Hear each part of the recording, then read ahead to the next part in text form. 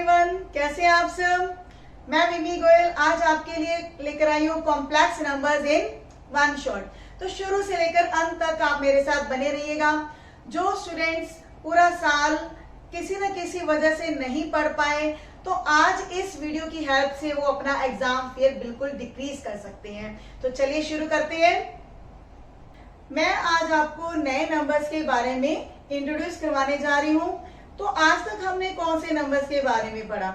10th standard तक हमने पढ़ा नेचुरल नंबर्स के बारे में, इंटीजर्स के बारे में, रैशनल, इरेशनल और रियल नंबर्स के बारे में। लेकिन क्या आपने कभी सोचा है रियल नंबर्स के आगे भी कोई नंबर हो सकते हैं? क्या हमने कभी ऐसी सिचुएशन का सामना किया जब हमने ये कहा हो कि रियल नंबर्स में इस सिचुएशन के सॉल्यूशंस पॉसिबल ही नहीं है? कुछ याद आया आपको? नहीं याद आया? तो चलिए हम 10th स्टैंडर्ड के फ्लैशबैक में चलते हैं। हमने 10th स्टैंडर्ड के अंदर एक चैप्टर पढ़ा था क्वाड्रेटिक इक्वेशंस। तो उस इक्वेशंस को सॉल्व करने के लिए एक फॉर्मूला सीखा था हमने। वो फॉर्मूला क्या था? Quadratic formula. यानी कि अगर हमारे पास इक्वेशन है ax² plus bx plus c is equal to 0, तो इस इक्वेशन के लिए हमारा क्वाड्रेटिक फॉर्मूला था x is equal to minus b plus minus root d divided by 2a। तो यहाँ पे d क्या होता था? डिस्क्रिमिनेंट। डिस्क्रिमिनेंट की वैल्यू क्या थी? b² minus 4ac। तो यहाँ पे डिस्क्रिमिनेंट के लिए हमने 3 सिचुएशंस के बारे में पढ़ा। पहली सिचुएशन थी कि अगर डिस्क्रिमिनेंट पॉजिटिव है तो सिचुएशन में हमने सीखा था कि रूट्स क्या होंगे? Real and distinct. यानी कि रूट जो है वो रियल तो होंगे लेकिन वो अलग अलग होंगे, डिफरेंट होंगे। और सेकेंड सिचुएशन थी कि अगर डिस्क्रिमिनेंट क्या है? इक्वल टू 0 है, तो उस सिचुएशन में इक्वेशन के जो रूट्स हैं वो रियल एंड इक्वल होंगे।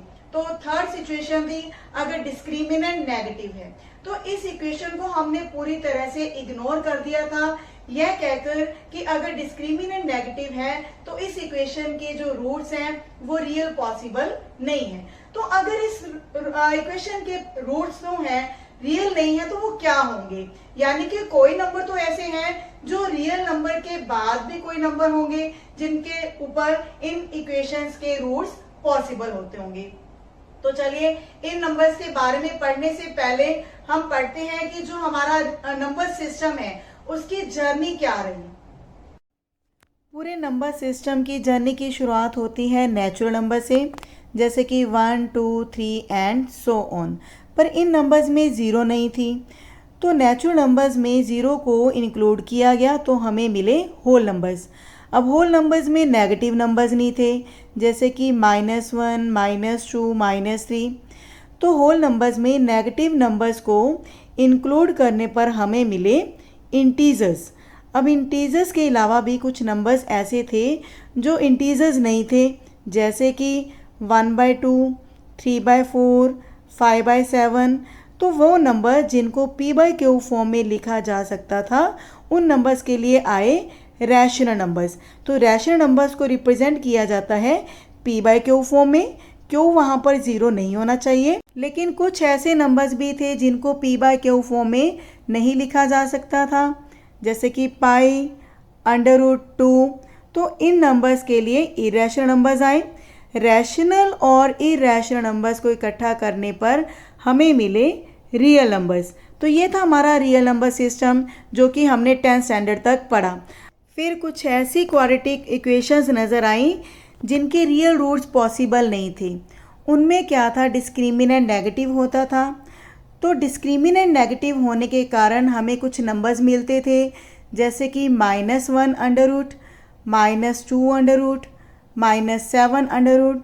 तो ऐसे नंबर्स जो -1 अंडर रूट की फॉर्म में है उनको हम कहने लगे इमेजिनरी नंबर्स। अब रियल नंबर्स और इमेजिनरी नंबर्स को ऐड करने पर हमें मिलते हैं कॉम्प्लेक्स नंबर्स।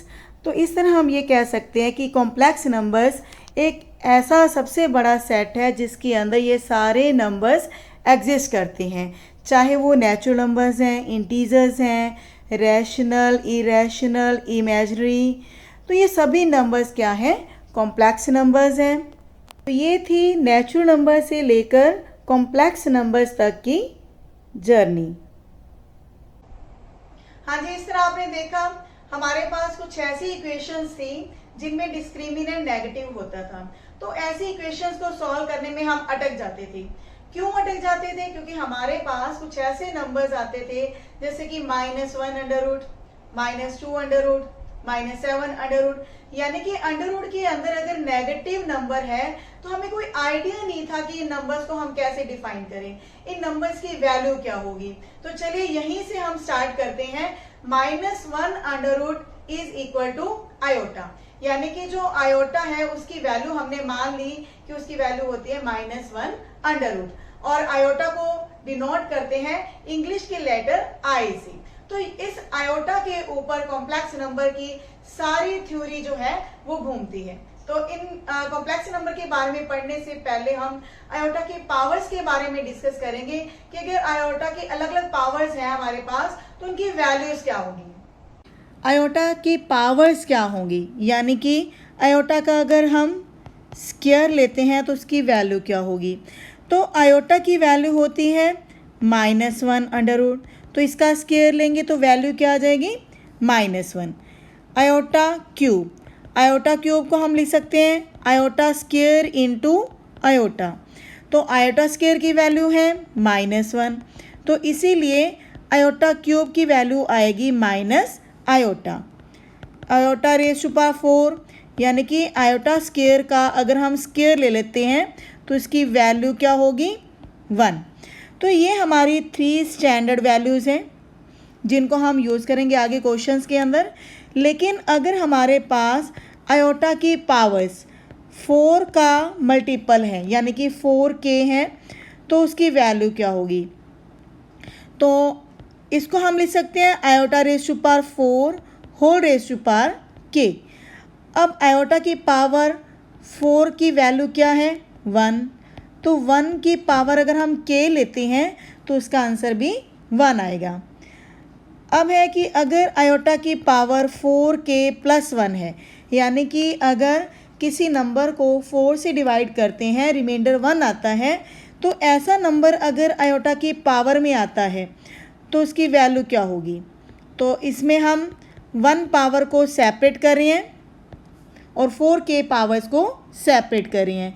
तो 4k पावर्स की वैल्यू है 1, ये हमने अभी कैलकुलेट की है, इनटू में आयोटा, तो इसकी वैल्यू क्या आ जाएगी आयोटा।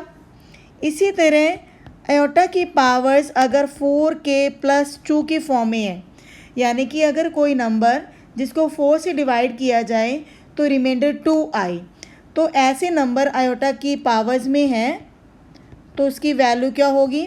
तो इसमें हम आयोटा की पावर जो 2 है उसको सेपरेट कर रहे हैं और 4k पावर्स की वैल्यू 1 है।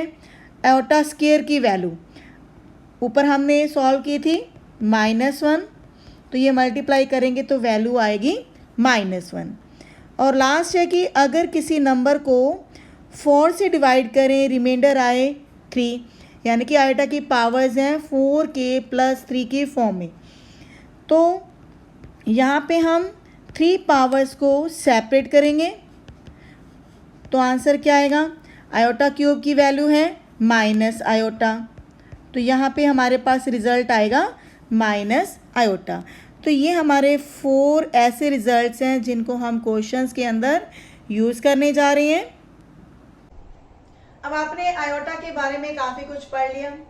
अब हम सीखेंगे कॉम्प्लेक्स नंबर को कैसे लिखा जाता है। कॉम्प्लेक्स नंबर को लिखा जाता है a + आयोटा b की फॉर्म में। यहाँ पर a और b क्या होंगे, 2 रियल नंबर्स होंगे।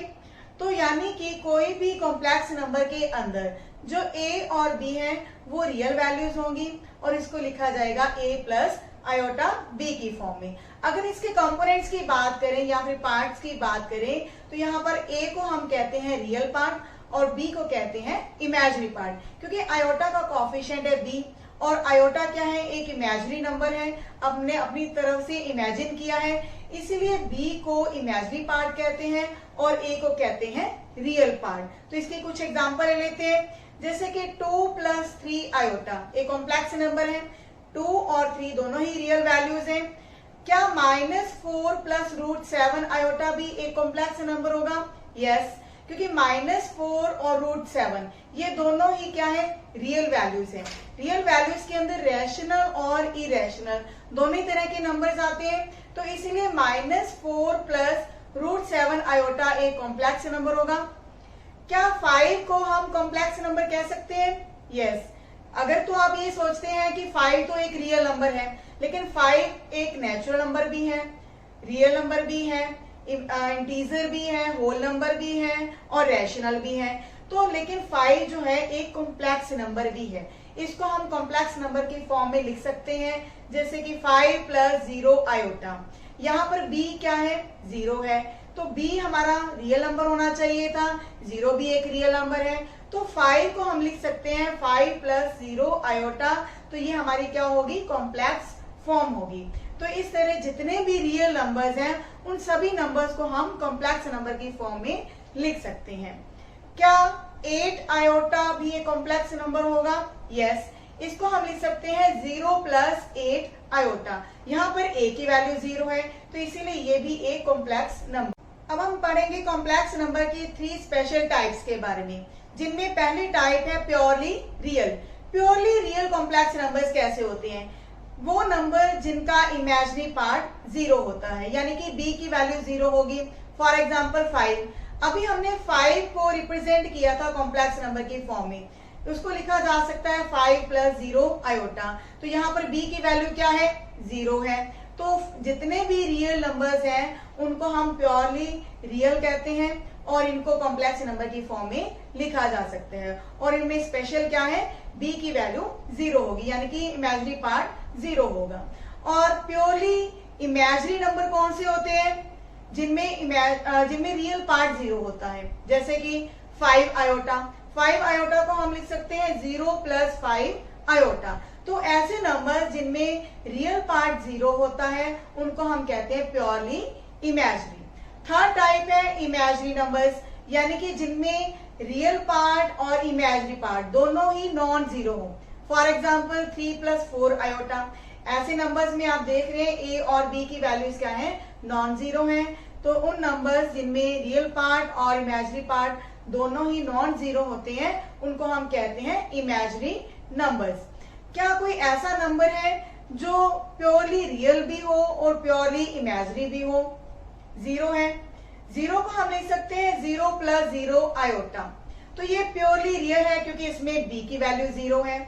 ये प्योरली इमेजिनरी भी है क्योंकि इसमें a की वैल्यू 0 है। तो इस तरह आपने देखा कि जो 0 है ये प्योरली रियल भी है, प्योरली इमेजिनरी भी है। ये तीनों ही types, purely real, purely imaginary और इमेजिनरी नंबर्स, तीनों ही जो टाइप्स हैं बहुत ही इंपॉर्टेंट है। किसी भी कंपटीशन एग्जाम में आपसे ये पूछा जा सकता है कि इन 4 चॉइसेस में कौन सा नंबर प्योरली रियल है, तो आपको इनके बारे में नॉलेज होनी चाहिए। अब हम सीखेंगे कि अगर हमें 2 कॉम्प्लेक्स नंबर्स दिए गए हैं तो उनको ऐड कैसे करना है, सब्ट्रैक्ट कैसे करना है, मल्टीप्लाई कैसे करना है या फिर डिवाइड कैसे करना है, क्योंकि ये बेसिक्स है। जब भी हम कोई नए नंबर्स के बारे में पढ़ते थे तो हम क्या करते थे, पहले उनको ऐड करना, सब्ट्रैक्ट करना, ये चीजें सीखते थे। वही चीजें हम कॉम्प्लेक्स नंबर्स के अंदर सीखेंगे कि उनको हमने ऐड, सब्ट्रैक्ट, मल्टीप्लाई और डिवाइड कैसे करना है। तो चलिए देखिए, अब हम 2 कॉम्प्लेक्स नंबर्स को ऐड करना सीखेंगे। मान लीजिए पहला कॉम्प्लेक्स नंबर है हमारे पास a प्लस आयोटा b, दूसरा कॉम्प्लेक्स नंबर है c प्लस आयोटा d। तो मान लीजिए अगर हमने z1 प्लस z2 को कैलकुलेट करना है तो कैसे करेंगे? इन दोनों के बीच में क्या है, एडिशन का साइन है, यानी कि a plus iota b plus c plus iota d। तो इसमें रियल पार्ट्स को ऐड करेंगे और इमेजिनरी पार्ट को अलग से ऐड करेंगे।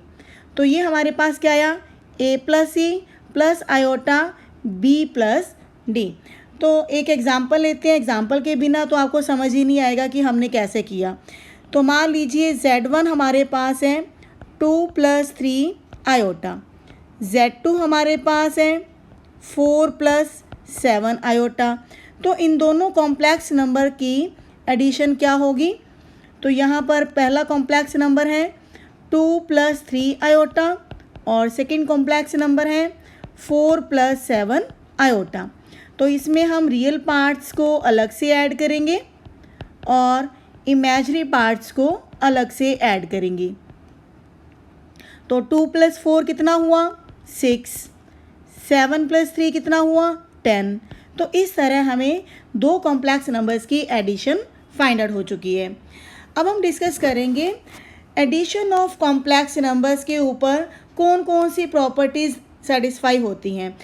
हमने रियल नंबर्स के ऊपर भी कुछ प्रॉपर्टीज़ को पढ़ा था, जैसे कि commutative property, closure property, associative property. तो हम चेक करेंगे कि क्या कॉम्प्लेक्स नंबर्स के ऊपर भी ये प्रॉपर्टी सेटिस्फाई होती हैं या नहीं। सबसे पहला लॉ है क्लोजर लॉ। क्लोजर लॉ के अकॉर्डिंग दो कॉम्प्लेक्स नंबर्स की एडिशन भी एक कॉम्प्लेक्स नंबर होगी। ऊपर आपने एग्जाम्पल में भी देखा कि दो कॉम्प्लेक्स नंबर्स का जो एडिशन आया था वो क्या था, एक कॉम्प्लेक्स नंबर था। सेकेंड हमारे पास जो लॉ है वो है कम्यूटेटिव लॉ। इस लॉ के अकॉर्डिंग Z1 + Z2 बराबर होगा Z2 + Z1, यानी कि उनका ऑर्डर मैटर नहीं करता, रिजल्ट सेम रहता है। आप Z2 + Z1 अगर लेंगे ऊपर एग्जाम्पल में तो भी हमारा रिजल्ट क्या आएगा 6 + 10 आयोटा ही आएगा। थर्ड लॉ है एसोसिएटिव लॉ। एसोसिएटिव लॉ कहता है कि तीन कॉम्प्लेक्स नंबर्स की एडिशन में ब्रैकेट्स मैटर नहीं करती, चाहे आप Z1 + Z2 की एडिशन में Z3 ऐड करें या फिर Z2 + Z3 की एडिशन में Z1 ऐड करें, रिजल्ट हमारा सेम रहेगा। फोर्थ प्रॉपर्टी है एडिटिव इन्वर्स। एडिटिव इन्वर्स के अकॉर्डिंग किसी कॉम्प्लेक्स नंबर में ऐसा कौन सा नंबर ऐड किया जाए कि रिजल्ट 0 आए, तो वो नंबर होगा negative of that complex number. Fifth है एडिटिव आइडेंटिटी। इस आइडेंटिटी के अकॉर्डिंग किसी कॉम्प्लेक्स नंबर में ऐसा कौन सा नंबर ऐड किया जाए कि रिजल्ट हमारा सेम रहे, सेम कॉम्प्लेक्स नंबर रहे, तो वो नंबर है 0। 0 क्योंकि ये कॉम्प्लेक्स नंबर भी है तो इसीलिए 0 को हम कहते हैं एडिटिव आइडेंटिटी। अब हमने सीखना है दो कॉम्प्लेक्स नंबर्स को सब्ट्रैक्ट करना। ये हमारे पास दो कॉम्प्लेक्स नंबर हैं। Z1 है 3 + 7 आयोटा, Z2 है 1 + 4 आयोटा। तो Z1 - Z2 ये कैसे कैलकुलेट करेंगे। पहला कॉम्प्लेक्स नंबर है 3 + 7 आयोटा, दूसरा कॉम्प्लेक्स नंबर है 1 + 4 आयोटा। क्योंकि बीच में माइनस साइन है और ब्रैकेट के साथ मल्टीप्लाई में है, तो ब्रैकेट के अंदर जब हम मल्टीप्लाई करेंगे तो दोनों ही नंबर्स के साइन चेंज हो जाएंगे। 1 बन जाएगा -1, 4 आयोटा बन जाएगा -4 आयोटा। अब इसमें भी हमने वही प्रोसीजर लगाना है जो हमने एडिशन में लगाया था। रियल नंबर्स को अलग से हमने ऐड या सब्ट्रैक्ट करना है और इमेजिनरी पार्ट्स को हमने अलग से ऐड या सब्ट्रैक्ट करना है। तो 3 - 1 कितना होगा 2 और 7 आयोटा -4 आयोटा। चाहे तो आप इसमें से आयोटा कॉमन ले सकते हैं, तो अंदर हमारे पास टर्म आएगी 7 - 4। तो 7 - 4 कितना आएगा 3 और साथ में मल्टीप्लाई में है आयोटा। तो इस तरह से दो कॉम्प्लेक्स नंबर्स को सब्ट्रैक्ट किया जाता है। दो कॉम्प्लेक्स नंबर्स को कैसे मल्टीप्लाई किया जाता है। मान लीजिए दो कॉम्प्लेक्स नंबर्स हमारे पास गिवन है, तो इसमें हम Z1 × Z2 को कैसे कैलकुलेट करेंगे। Z1 है हमारे पास 2 + 3 आयोटा, Z2 है 6 - 4 आयोटा। तो ये बिल्कुल वैसे ही है जैसे हमने 9th स्टैंडर्ड के अंदर दो फैक्टर्स को मल्टीप्लाई करना सीखा था। तो हमने सीखा था कि पहले फैक्टर को हम स्प्लिट कर देते हैं, तोड़ देते हैं दो पार्ट्स में। अगर 2 टर्म्स हैं तो 2 पार्ट्स बनते हैं, अगर 3 टर्म्स होती हैं तो 3 पार्ट्स बनते हैं। लेकिन यहाँ पर हमारे पास पहले फैक्टर में क्या है 2 टर्म्स हैं, तो इसके 2 हिस्से हो जाएंगे 2 और +3 आयोटा। अब दोनों हिस्सों को हम दूसरे फैक्टर के साथ मल्टीप्लाई करेंगे बारी बारी से। तो पहले 2 को मल्टीप्लाई करेंगे 6 - 4 आयोटा के साथ, तो ये टर्म्स हमारे पास आएंगी 12 - 8 आयोटा। इसी तरह 3 आयोटा को जब हम अंदर मल्टीप्लाई करेंगे तो हमारे पास टर्म्स आएंगी 18 आयोटा -12 आयोटा स्क्वायर। अब आयोटा स्क्वायर की वैल्यू हमें पता है क्या होती है -1। तो यहाँ से हमें रिज़ल्ट मिलता है 12। अब क्योंकि 18 आयोटा और -8 आयोटा ये दोनों ही इमेजरी नंबर्स हैं, इमेजरी पार्ट्स आप कह सकते हैं, तो इनकी एडिशन या सब्ट्रैक्शन क्या होगी, +10 आयोटा, क्योंकि 18 प्लस में है और 8 आयोटा माइनस में है। और यहाँ पर आयोटा स्क्वायर की वैल्यू क्या है, -1। और क्योंकि 12 हमारे पास क्या है, माइनस में है, तो ये टर्म आएगी +12 में। तो 12 + 12 ये हमें देगा 24 + 10 आयोटा। तो इस तरह दो कॉम्प्लेक्स नंबर्स को हम मल्टीप्लाई कर सकते हैं हम अपने पुराने मेथड से ही। अगर हमें दो कॉम्प्लेक्स नंबर्स दिए गए हैं तो उनकी डिवीज़न को कैसे सॉल्व किया जाएगा। तो अगर मान लीजिए हमारे पास Z1 एक कॉम्प्लेक्स नंबर है 2 - 7 आयोटा, Z2 हमारे पास कॉम्प्लेक्स नंबर है 3 + 4 आयोटा। तो Z1 डिवाइड बाय Z2 को कैसे सॉल्व करेंगे, 2 - 7 आयोटा डिवीज़न में है 3 + 4 आयोटा। तो आयोटा की वैल्यू हमें पता है -1 अंडर रूट है, क्लियर है। तो इसको सॉल्व करने के लिए जैसे कि हमने 9th स्टैंडर्ड में एक क्वेश्चन के अंदर रैशनलाइजेशन सीखी थी, उसके अंदर हमने सीखा था किसी भी इरेशनल नंबर को रैशनलाइज कैसे करना है। बिल्कुल ठीक उसी की तरह हम यहाँ पर भी रैशनलाइजेशन मेथड अप्लाई करेंगे। तो बीच वाला जो साइन है, यानी कि जो आयोटा वाली टर्म है उसका साइन चेंज करेंगे। तो यहाँ पर प्लस था तो हमने -4 आयोटा लिया, तो 3 - 4 आयोटा के साथ हमने मल्टीप्लाई और डिवाइड किया है। तो आप देखेंगे ऊपर हमारे पास दो फैक्टर्स हैं, 2 - 7 आयोटा इंटू 3 - 4 आयोटा। तो ये इनकी मल्टीप्लिकेशन वैसे ही होगी जैसे कि हमने पीछे अभी सीखा है कि दो कॉम्प्लेक्स नंबर्स को कैसे मल्टीप्लाई करना है। लेकिन नीचे हमारे पास क्या टर्म्स आ रही हैं, कुछ ऐसे आ रही हैं कि a + b है और दूसरा फैक्टर है a - b। तो 9th स्टैंडर्ड के अंदर हमने ये फॉर्मूला सीखा था, इन दोनों की मल्टीप्लाई होती है a² - b²। तो ये फॉर्मूला हम अप्लाई करने जा रहे हैं। a की वैल्यू है 3, यानी कि नीचे आएगा 3² - 4 आयोटा स्क्वायर, क्योंकि यहाँ पर b की वैल्यू क्या है, 4 आयोटा। अब ऊपर जो टर्म्स हैं इनको हम मल्टीप्लाई कर रहे हैं, 2 × 3 - 4 आयोटा -7 आयोटा इंटू 3 - 4 आयोटा। और डिनोमिनेटर में क्या है, 3 का स्क्वायर 9, 4 का स्क्वायर 16 आयोटा स्क्वायर। अब आयोटा स्क्वायर की वैल्यू क्या थी, -1, तो ये वैल्यू हम यहाँ पर यूज़ करेंगे। ऊपर जब हम 2 को इस पूरे फैक्टर से मल्टीप्लाई करेंगे तो हमारे पास आएगा 6 - 8 आयोटा। इसी तरह 7 आयोटा को मल्टीप्लाई करेंगे, क्योंकि बाहर माइनस साइन है तो अंदर वाली टर्म्स के जो साइन है वो चेंज हो जाएंगे। -21 आयोटा + 28 आयोटा स्क्वायर डिवीज़न में है 9। अब आयोटा स्क्वायर की वैल्यू तो है -1 और ये साइन जो -1 है तो साइन चेंज हो जाएंगे, +16 हो जाएगा। 6 - 8 आयोटा -21 आयोटा -28, क्योंकि आयोटा स्क्वायर की वैल्यू भी यहाँ पर माइनस लेंगे और नीचे आ जाएगा 25। अब आप देख रहे हैं -28 ये रियल पार्ट है और 6 हमारा रियल पार्ट है, तो ये टर्म्स आ जाती हैं -22 और इमेजनरी पार्ट्स को ऐड करेंगे तो हमारे पास आएगा -29 आयोटा डिवाइडेड बाय 25। तो चाहे तो आप इनके रियल पार्ट और इमेजनरी पार्ट को सेपरेटली लिख सकते हैं। तो 25 जो डिनोमिनेटर में है रियल पार्ट के साथ और इमेजनरी पार्ट के साथ हमने अलग अलग कर दिया। तो इस तरह दो कॉम्प्लेक्स नंबर्स की डिवीज़न को हमने सॉल्व कर लिया। सब बेसिक से किसी भी कॉम्प्लेक्स नंबर्स के बारे में। आज हम डिस्कस करेंगे किसी कॉम्प्लेक्स नंबर का मॉडुलस क्या होता है, उसका कंजुगेट क्या होगा या फिर उसका मल्टीप्लिकेटिव इनवर्स क्या होगा। तो सबसे पहले हम स्टार्ट करते हैं मॉडुलस के बारे में।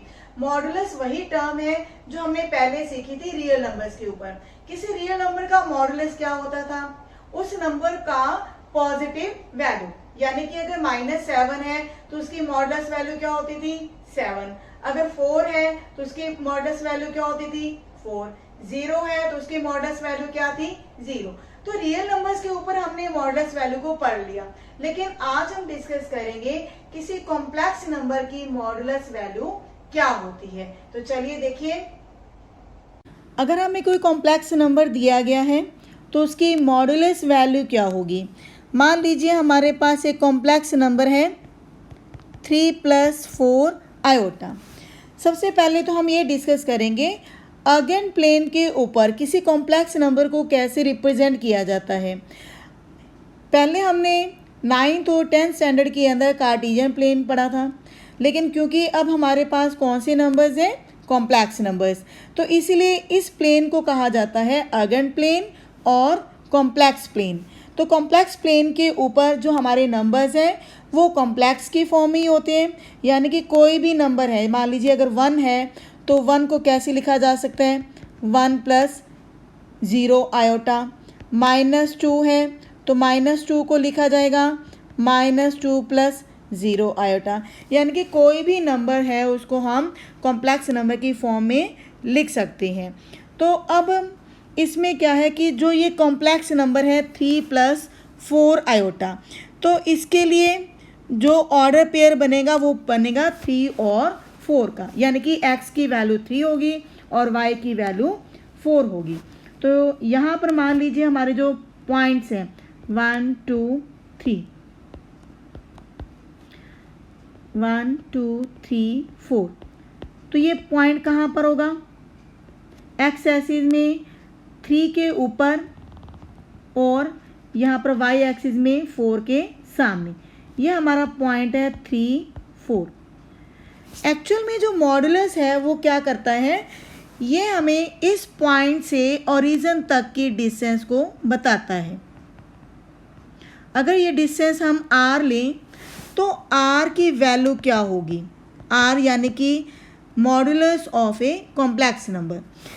तो अब हम ये डिस्कस कर रहे हैं कि मान लीजिए ये पॉइंट है A और नीचे AP, ये एक परपेंडिकुलर लेंथ है। तो AP जो परपेंडिकुलर लेंथ है वो किसके इक्वल होगी, that will be equal to 4। इसी तरह नीचे जो बेस है OP, उसकी लेंथ कितनी आएगी 3। तो अगर हम ये कहें कि OAP ये एक राइट एंगल ट्रायंगल है, तो इसमें OA क्या होगी, हाइपोटेन्यूज होगी, AP होगा परपेंडिकुलर एंड OP क्या होगा बेस। और पाइथागोरस आइडेंटिटी क्या होती है, hypotenuse square is equal to perpendicular square plus base square. तो हाइपोटेन्यूज क्या है r का स्क्वायर क्या होगा perpendicular, that is 4, base is 3। तो ये वैल्यू कैलकुलेट होकर हमारे पास आएगी 25। तो r will be equal to 5 और we can say modulus value is equal to 5। इस तरह आपने देखा भी किसी भी कॉम्प्लेक्स नंबर का मॉडुलस क्या होता है। अगर किसी कॉम्प्लेक्स नंबर को हम पॉइंट की फॉर्म देते हैं तो उस पॉइंट की ओरिजिन तक की जो डिस्टेंस है वो मॉडुलस है।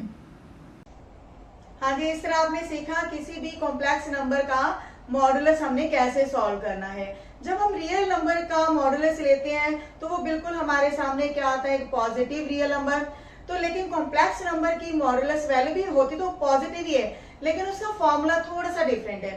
तो जनरल फॉर्मूला हमारे पास क्या बन जाता है, अगर कोई कॉम्प्लेक्स नंबर हमें दिया हुआ है a + आयोटा b, तो मॉडुलस वैल्यू क्या होगी उसकी a² + b² इन अंडर, या फिर हम ये कह सकते हैं रियल पार्ट का स्क्वायर प्लस इमेजिनरी पार्ट का स्क्वायर और उसको हम रखते हैं अंडर के अंदर। अब हम सीखेंगे किसी कॉम्प्लेक्स नंबर का कंजुगेट क्या होता है।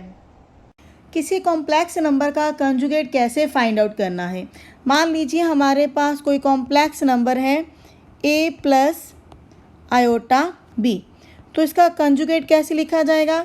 z के ऊपर एक बार लगा दिया जाता है, तो a प्लस आयोटा b, इसके ऊपर भी हमने एक बार लगा दिया।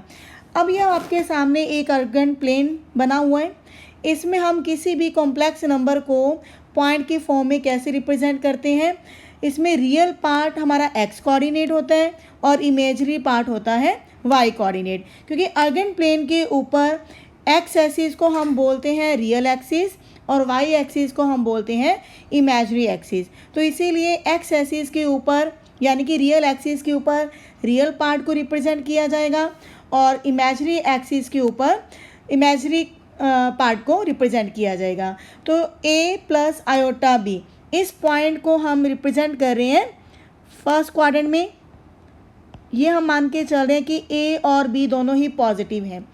तो इस ए बी पॉइंट की रिफ्लेक्शन एक्स एक्सिस के अराउंड क्या होगी। जब हम एक्स एक्सिस के ऊपर इसकी रिफ्लेक्शन लेंगे तो फर्स्ट क्वाड्रेंट के अंदर जो पॉइंट है वो पॉइंट जाता है फोर्थ क्वाड्रेंट में। तो फोर्थ क्वाड्रेंट में पॉइंट कैसे होते हैं, a माइनस बी की फॉर्म में।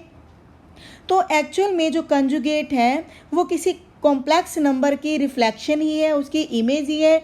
तो इस पॉइंट का, इस नंबर का जो कंजुगेट है वो क्या बन जाएगा, a माइनस आयोटा b। यानी कि हमारे पास जो भी कॉम्प्लेक्स नंबर है उसका हमने इमेजरी पार्ट ध्यान से देखना है।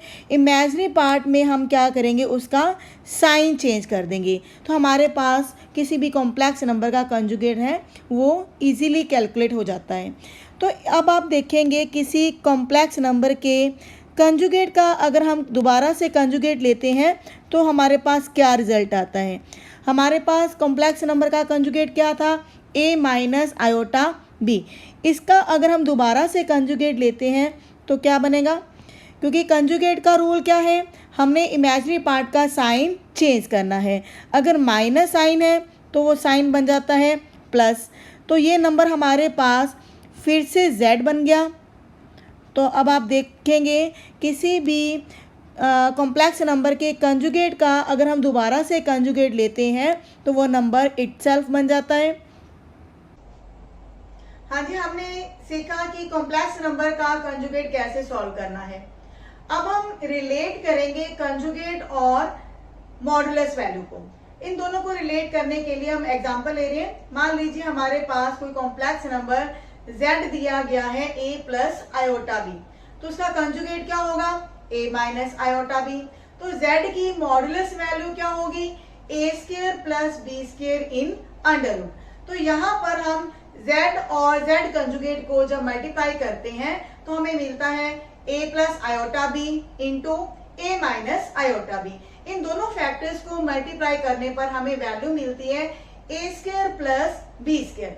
अब मॉडुलस z की वैल्यू क्या थी, a square plus b square in under root. तो यहाँ से हमारे पास रिलेशन बन जाता है z into z conjugate is equal to modulus of z। तो यहाँ से हम किसी भी कॉम्प्लेक्स नंबर का इनवर्स भी बड़े इजीली निकाल सकते हैं। z इनवर्स की वैल्यू क्या बन जाएगी, that is equal to z conjugate divided by modulus z square. अब हम सीखेंगे किसी भी कॉम्प्लेक्स नंबर का मल्टीप्लिकेटिव इनवर्स कैसे सॉल्व किया जाता है। किसी कॉम्प्लेक्स नंबर का मल्टीप्लिकेटिव इनवर्स कैसे फाइंड आउट किया जाता है।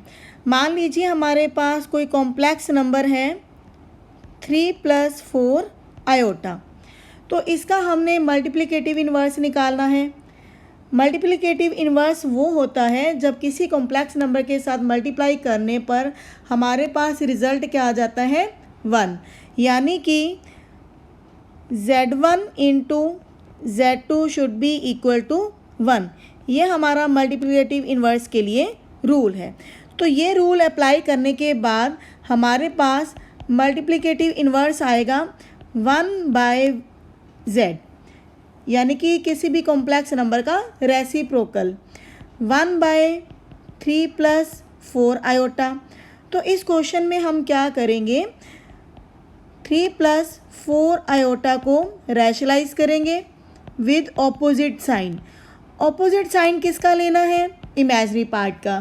तो इमेजिनरी पार्ट को आप ध्यान से देखेंगे, अगर तो इमेजिनरी पार्ट का साइन प्लस में है तो हम मल्टीप्लाई और डिवाइड करेंगे माइनस साइन के साथ, और अगर हमारे पास इमेजिनरी पार्ट का साइन माइनस है तो हम लेंगे साइन प्लस। तो आप देख रहे हैं यहाँ पे हमने मल्टीप्लाई किससे किया है? 3 minus 4 iota divide bye 3 minus 4 iota से। तो यहाँ पर हमारे पास रिज़ल्ट आ जाता है 3 माइनस 4 आयोटा।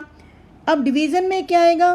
क्योंकि हमारे पास दो ऐसे फैक्टर्स हैं जिनमें एक के बीच में प्लस साइन है और दूसरे में माइनस साइन है, यानी कि हम ये फार्मूला यूज़ करेंगे a plus B a minus B equal to A square minus B square. तो यहाँ पर डिनोमिनेटर में आएगा 3 स्क्वायर माइनस 4 आयोटा स्क्वायर, और हमें पता है आयोटा स्क्वायर की वैल्यू क्या होती है? -1। तो ये रिज़ल्ट हम यूज़ करेंगे तो हमारे पास वैल्यूज़ क्या बनेगी? 9 प्लस 16। तो 9 प्लस 16 कितना हुआ? 25। तो रियल पार्ट में हम 25 को अलग से लिख देंगे और इमेजिनरी पार्ट में हम 25 को अलग से लिख देंगे। तो इस तरह किसी भी कॉम्प्लेक्स नंबर का मल्टीप्लिकेटिव इन्वर्स काफ़ी इजी है कैलकुलेट करना। आपने क्या देखा कि अगर हमारे पास कोई कॉम्प्लेक्स नंबर दिया गया है तो उसका मल्टीप्लिकेटिव इन्वर्स क्या होता है? उस कॉम्प्लेक्स नंबर का reciprocal.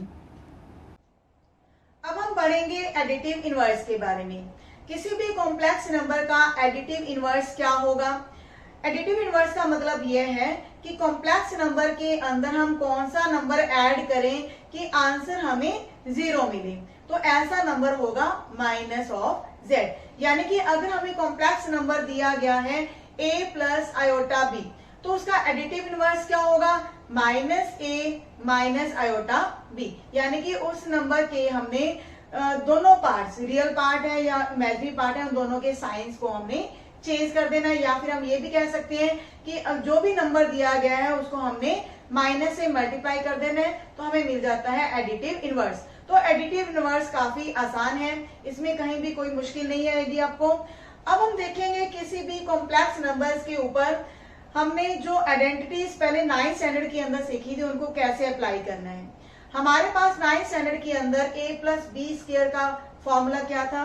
a square plus 2ab plus B square. तो बिल्कुल सेम यही फॉर्मूला हमने कॉम्प्लेक्स नंबर्स के ऊपर अप्लाई करना है।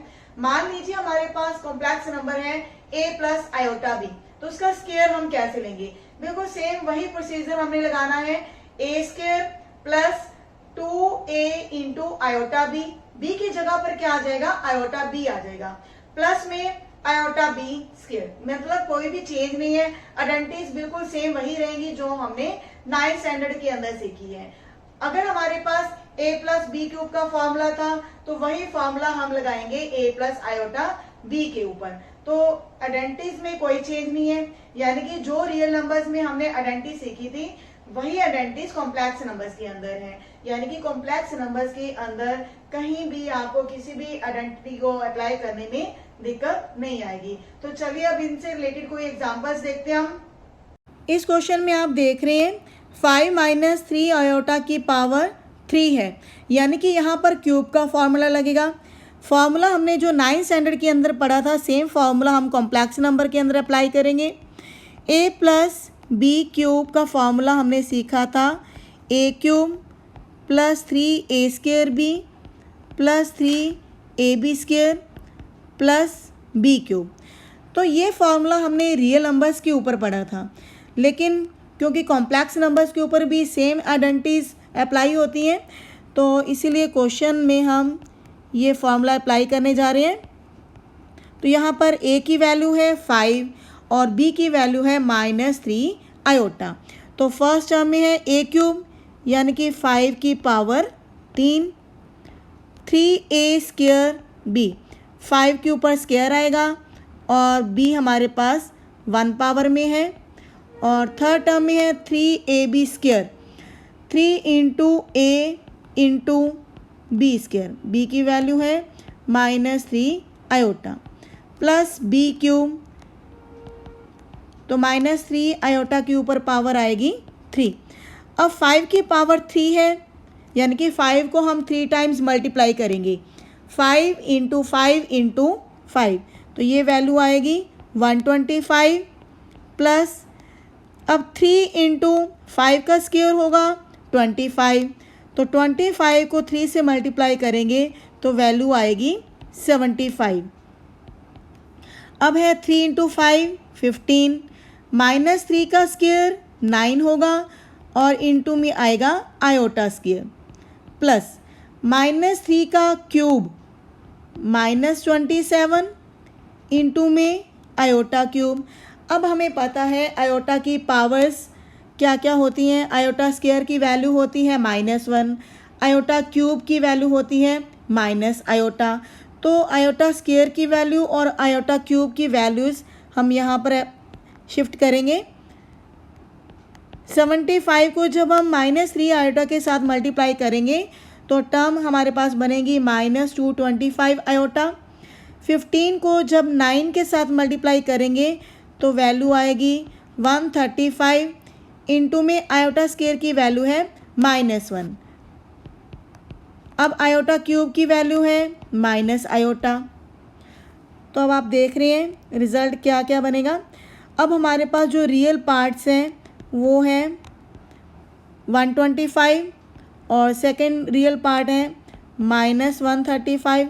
इनको हम इकट्ठा लिख रहे हैं और जो आयोटा वाली टर्म्स हैं उनको हम सेपरेटली लिखेंगे। -225 आयोटा और यहाँ पे -27 इंटू माइनस आयोटा, ये टर्म बनेगी 27 आयोटा प्लस में। तो 125 और -135 इसकी वैल्यू आएगी -10, और क्योंकि -225 आयोटा ये हमारे पास नेगेटिव है और 27 आयोटा ये प्लस में है, तो टर्म्स हमारी सब्ट्रैक्ट होंगी, तो ये आएगा -198 आयोटा, क्योंकि बड़ी टर्म का जो साइन होता है वही साइन आता है सब्ट्रैक्शन में। तो इस तरह आपने देखा किसी भी कॉम्प्लेक्स नंबर के ऊपर अगर क्यूब आता है तो फाइनली जब हम इसको सॉल्व करते हैं तो रिज़ल्ट भी हमारे पास एक कॉम्प्लेक्स नंबर की फॉर्म में ही आएगा। तो इसको हम लिख सकते हैं a प्लस आयोटा b की फॉर्म में। तो a की वैल्यू यहाँ पर क्या है -10 और b की वैल्यू क्या है -198। इस क्वेश्चन में हम सॉल्व करने जा रहे हैं आयोटा रेज़ टू पावर -35 को। तो यहाँ पे आप पावर देख रहे हैं क्या है, माइनस में है, तो माइनस पावर को हम कैसे लिखेंगे 35 इंटू -1। तो यहाँ पे हम कह सकते हैं कि आयोटा की पावर 35 है और उसकी होल पावर है -1। अब हम पीछे चलते हैं 9th स्टैंडर्ड में। 9th स्टैंडर्ड में हमने फर्स्ट चैप्टर के अंदर सीखा था किसी भी नंबर की पावर अगर नेगेटिव होती है तो उसको लिखा जाता है 1 बाय दैट नंबर, यानी कि वो उस नंबर का रेसिप्रोकल होता है। तो सेम यही हम यहाँ पर करेंगे। 1 के डिवीज़न में आएगा आयोटा की पावर 35।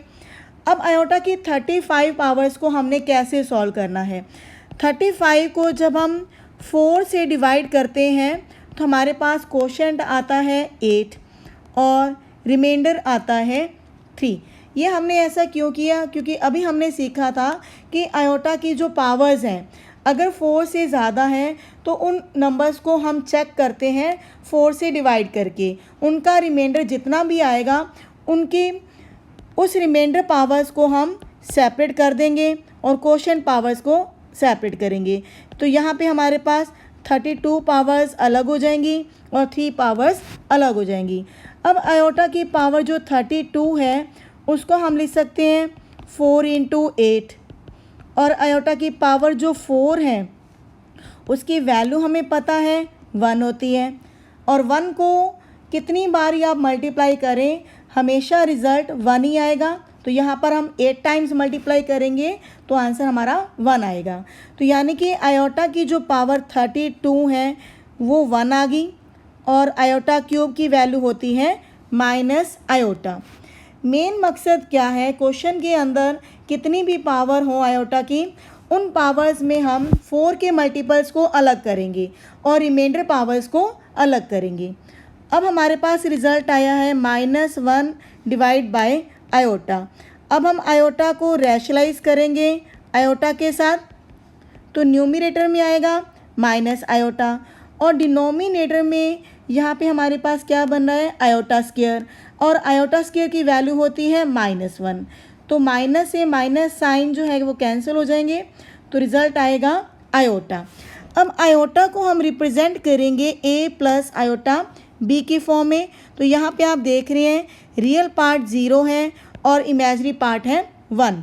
तो ये थी हमारे पास आयोटा रेज़ टू पावर -35 की कॉम्प्लेक्स फॉर्म 0 + 1 आयोटा।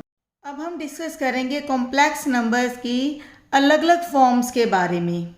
वैसे तो हमने एक फॉर्म पहले पढ़ ली है, किसी भी कॉम्प्लेक्स नंबर को लिखा जाता है a प्लस आयोटा b की फॉर्म में, लेकिन कॉम्प्लेक्स नंबर्स की कई फॉर्म होती हैं। पहली है अलजेब्रिक फॉर्म, सेकंड है पोलर फॉर्म, थर्ड है एक्सपोनेंशियल फॉर्म। पहली फॉर्म क्या है, अलजेब्रिक फॉर्म, जो कि हमने पहले पढ़ी है। कैसे किसी कॉम्प्लेक्स नंबर को लिखा जाता है a प्लस आयोटा b की फॉर्म में। तो ये है अलजेब्रिक फॉर्म, जिसमें a और b क्या होंगे, दो रियल नंबर्स होंगे और आयोटा की वैल्यू क्या होगी, -1 √। इसमें हमने a को कहा था रियल पार्ट और b को कहा था इमेजिनरी पार्ट। तो इस अलजेब्रिक फॉर्म को पोलर फॉर्म में कैसे लिखा जाएगा, तो आज हमने यही सीखना है, किसी कॉम्प्लेक्स नंबर की अलजेब्रिक फॉर्म को पोलर फॉर्म में कैसे लिखना है।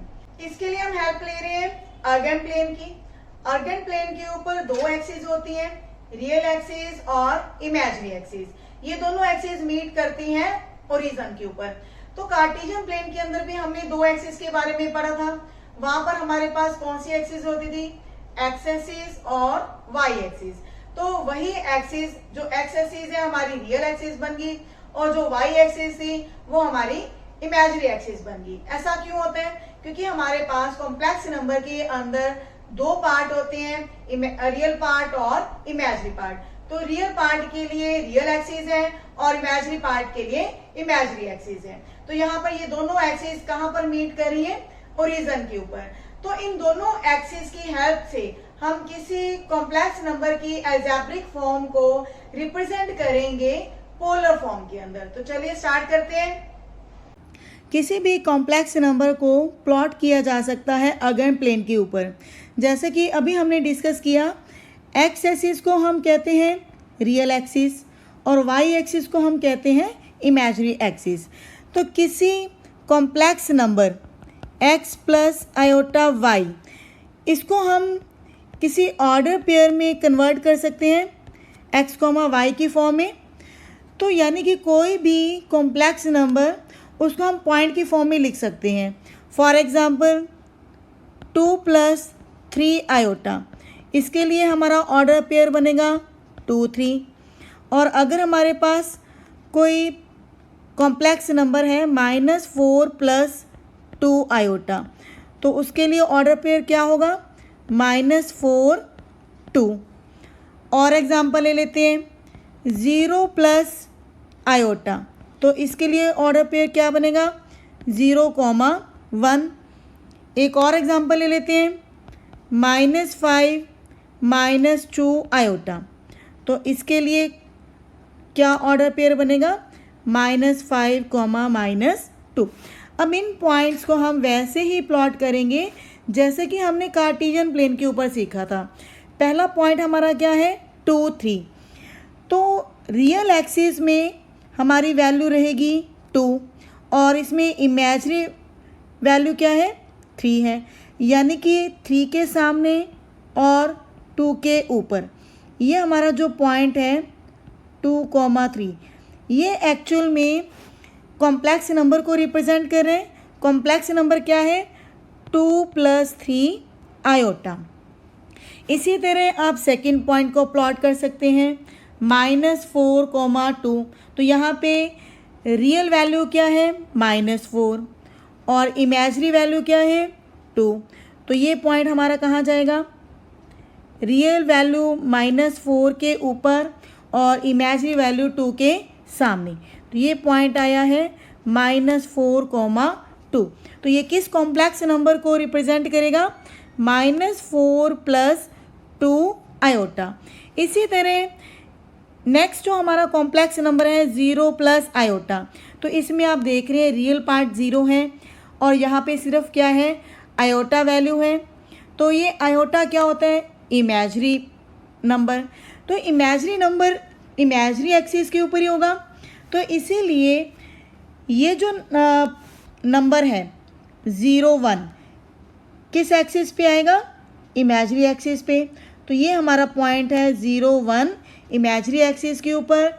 तो ये किस कॉम्प्लेक्स नंबर को रिप्रेजेंट करेगा? 0 + आयोटा। इसी तरह अब -5, -2 इस पॉइंट को भी इजीली अर्गेंट प्लेन के ऊपर रिप्रेजेंट कर सकते हैं। अब हम किसी complex number x + iota y को पोलर फॉर्म में रिप्रेजेंट करेंगे।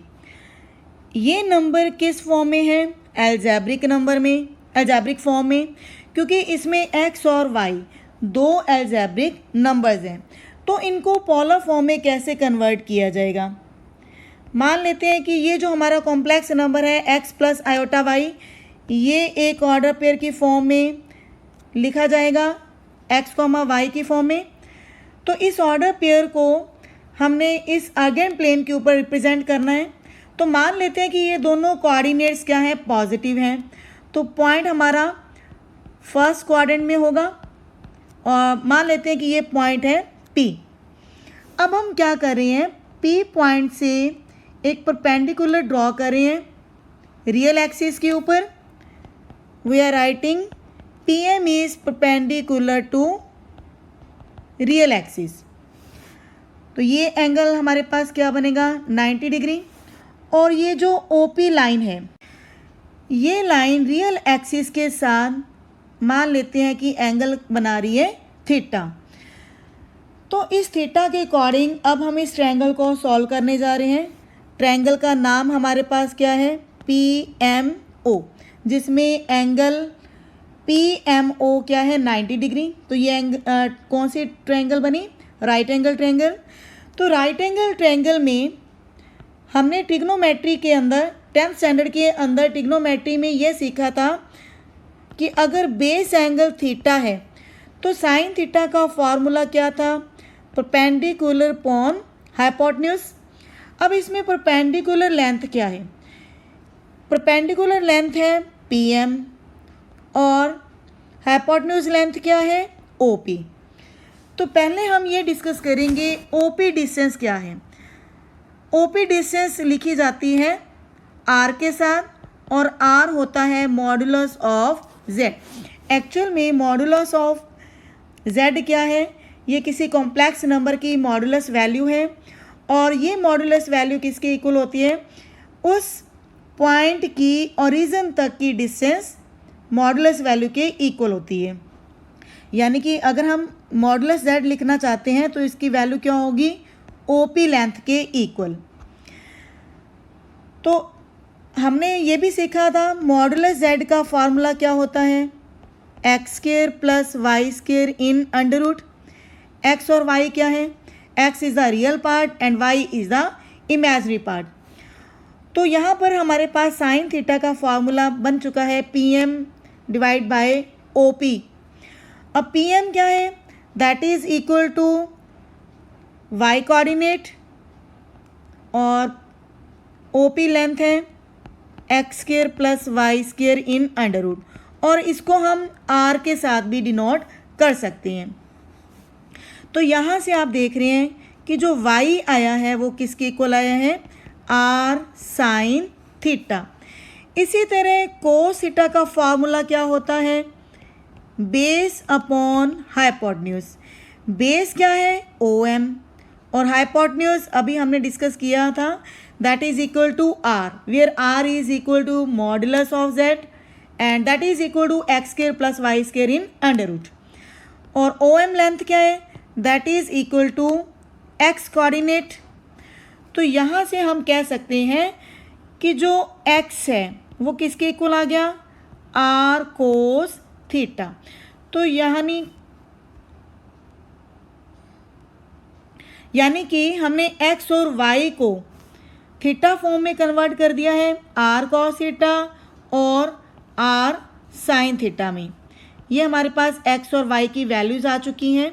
तो जब हम complex number x plus iota y को पोलर फॉर्म में लिखेंगे तो क्या आएगा, x की वैल्यू लिखेंगे r cos थीटा और y की वैल्यू लिखेंगे r sin थीटा। तो यहाँ इन दोनों से हमने r को बाहर कॉमनली लिख लिया है। तो ये हमारे पास किसी भी कॉम्प्लेक्स नंबर की क्या आ चुकी है, पोलर फॉर्म आ चुकी है, जिसमें r क्या है, मॉडुलस z है, और यहाँ पर थीटा क्या होगा, थीटा वो होगा जो लाइन OP रियल एक्सिस के साथ बना रही है। लेकिन अभी हम डिस्कस करेंगे इस थीटा के बारे में डिटेल से, क्योंकि थीटा एक इम्पॉर्टेंट पार्ट प्ले करता है किसी भी कॉम्प्लेक्स नंबर की पोलर फॉर्म के लिए। किसी भी कॉम्प्लेक्स नंबर की पोलर फॉर्म को सही कैलकुलेट करने के लिए थीटा का सही कैलकुलेट होना ज़रूरी है। थीटा अगर सेकेंड क्वाड्रेंट में है, थर्ड क्वाड्रेंट में है या फोर्थ क्वाड्रेंट में है तो उसकी वैल्यू को हम कैसे कैलकुलेट करेंगे। तो चलिए जानते हैं इसके बारे में डिटेल से। What is an argument. Actual में अभी हमने जो किसी कॉम्प्लेक्स नंबर का थीटा फाइंड आउट किया था वो आर्गूमेंट है। तो आर्गूमेंट की शॉर्ट फॉर्म कुछ ऐसे लिखी जाती है, आर्गूमेंट ऑफ z। यहाँ पर z क्या है, कोई कॉम्प्लेक्स नंबर है x प्लस आयोटा y की फॉर्म में। आर्गूमेंट को हम एम्पलीट्यूड भी बोलते हैं। और आर्गूमेंट ऑफ z, इसको अगर हम थीटा लेते हैं तो थीटा की प्रिंसिपल वैल्यूज़ क्या है, -π to π। यानी कि अगर हमारे पास कोई कॉम्प्लेक्स नंबर फर्स्ट क्वाड्रेंट के अंदर है तो वो रियल एक्सिस के साथ एंटी क्लॉकवाइज डायरेक्शन में थीटा बना रही है। तो हमें पता है कि थीटा कौन से क्वाड्रेंट में है, फर्स्ट क्वाड्रेंट में। और फर्स्ट क्वाड्रेंट क्या है, 0 to 90 के एंगल के बीच में। तो जो थीटा की वैल्यू होगी वो 0 to 90 के बीच में होगी। और अगर हमारा कॉम्प्लेक्स नंबर सेकेंड क्वाड्रेंट में है तो सेकेंड क्वाड्रेंट में हमारा कॉम्प्लेक्स नंबर कुछ ऐसा होगा और वो रियल एक्सिस के साथ अगर एंगल थीटा बना रही है इन द पॉजिटिव डायरेक्शन तो ये थीटा की वैल्यूज़ क्या होंगी, लाइक 120 डिग्री, 135 डिग्री। और ये वैल्यूज़ क्या है, 0 to π के अंदर, 0 to π के अंदर जो है वो एग्जिस्ट करती हैं। लेकिन अब बात है थर्ड क्वाड्रेंट की और फोर्थ क्वाड्रेंट की। तो थर्ड क्वाड्रेंट से पहले हम डिस्कस करते हैं फोर्थ क्वाड्रेंट। मान लीजिए कोई कॉम्प्लेक्स नंबर फोर्थ क्वाड्रेंट में है तो वो कुछ ऐसा होगा और वो रियल एक्सिस के साथ in the negative direction angle क्या बनाएगी, -θ। मीन्स थीटा कैसी फॉर्म में होगा, -15 डिग्री, -45 डिग्री। तो ये हम क्वाड्रेंट लेते हैं -90 to 0। अब है थर्ड क्वाड्रेंट। थर्ड क्वाड्रेंट में कोई कॉम्प्लेक्स नंबर, उसके जो भी ऑर्डर पेयर होंगे उसको अगर हम ओरिजिन से ज्वाइन करते हैं ये OP लाइन बनेगी और मान लीजिए इसके कोऑर्डिनेट्स हैं XY। तो ये रियल एक्सिस के साथ जो एक्यूट एंगल बनाती हैं थीटा, और ये कंप्लीट एंगल क्या है, पाई है। तो पाई में से अगर हम थीटा वैल्यू को सब्ट्रैक्ट करते हैं तो हमें ये वाला एंगल मिलता है in the negative direction of real axis. लेकिन एंगल क्योंकि नेगेटिव डायरेक्शन में है तो इसीलिए पाई माइनस थीटा को हम मल्टीप्लाई कर देते हैं माइनस साइन के साथ, तो हमें वैल्यू मिल जाती है theta minus pi.